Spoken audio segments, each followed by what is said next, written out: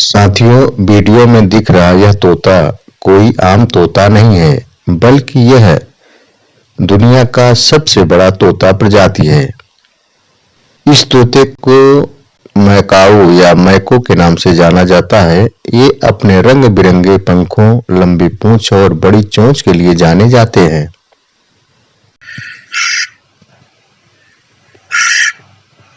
मैकाऊ तोते उत्तर, मध्य और दक्षिण अमेरिका के उष्णकटिबंधीय क्षेत्रों में पाए जाते हैं। ये बेहद बुद्धिमान होते हैं और जटिल ध्वनियों और मानव भाषण की नकल भी कर सकते हैं।